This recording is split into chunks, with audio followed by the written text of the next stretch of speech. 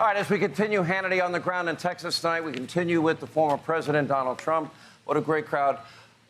We don't have a lot of time, but let's talk about your future plans. Now, I have a funny... Let me ask the crowd of everybody here, would you like to see the president run again in 2024?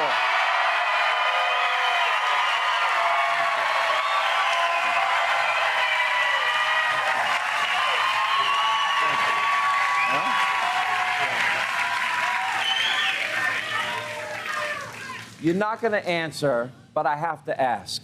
Where are you in the process of, let me ask you this, without giving the answer what the answer is, have you made up your mind? Yes.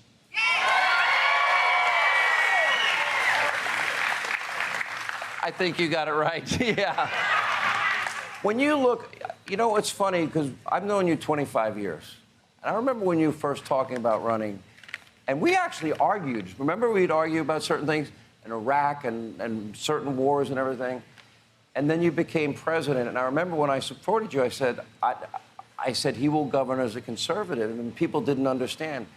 You really governed as conservative as any president in the modern day. That is your core belief.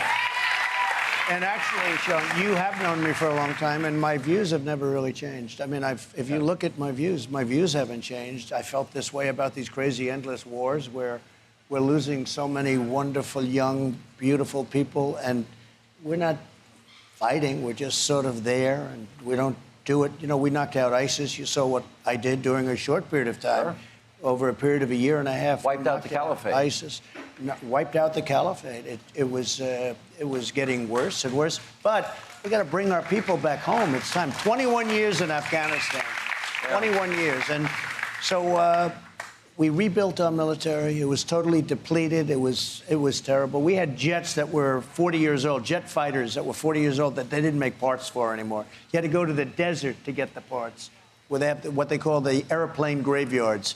And we have now all brand new planes, brand new everything, all made in the USA. No, we have to get ourselves set.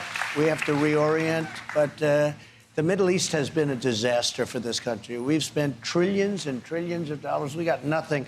And the beauty was we didn't need their oil anymore, but now we're going to need their oil again because we're not going to be energy independent for very long. I don't believe we are now. And when I left, it was $1.87 a gallon for gas, and now it's $3.50. It's almost $1.30 more just since Joe's gotten to be president.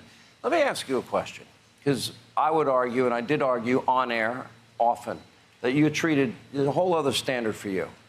If you had sons that lied on a gun permit, threw a gun in a dumpster, smoked crack, got money from Ukraine with no experience, Kazakhstan no experience, Russia with no experience, a $100,000 shopping spree and a $1.5 billion deal with the Bank of China with military connections, I have a funny feeling that the media would go after you. It would be unrelenting.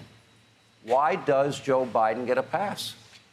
The Democrats get a pass. Hillary Clinton got a pass. The Democrats get a pass. You look at a guy like Bill Barr, they said they're going to impeach him. And once they said they're going to impeach him, he became afraid. He became afraid. I said, what's wrong with you? He became scared. They go after people. They go after him so hard and so viciously. And all of a sudden, that's what happens. Not in all cases. We have some people that are incredible. But you have some people, they get brought over to the other side for fear. And we can't have that. We have to fight so strong. Look at me. They go after me with Mueller, with this one, with that one, with impeachment 1, impeachment. I call it the impeachment hoax 1 and 2.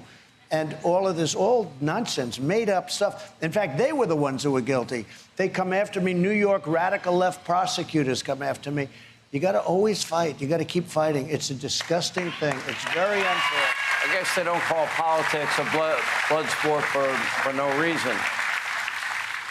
If you move forward, you know how difficult it is, but you seem ready to re-engage in that battle.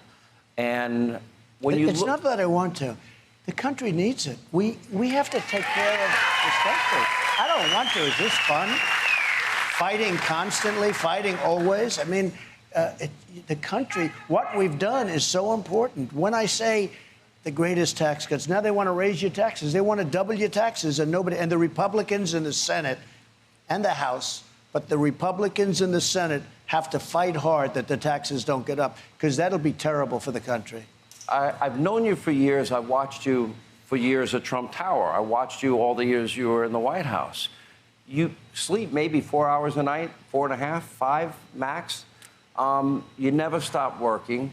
Joe Biden averages less than one scheduled event a day, gets up at 9:30. He gets his warm, milky, and sippy cup around 7 p.m. If he's good, he gets a night-night story.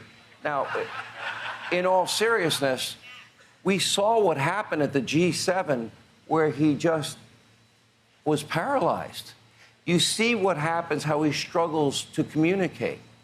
I asked you, and you kind of punted the last time you were on, do you see a cognitive decline in Joe Biden, and what does that mean to America? So let me say it a little bit differently.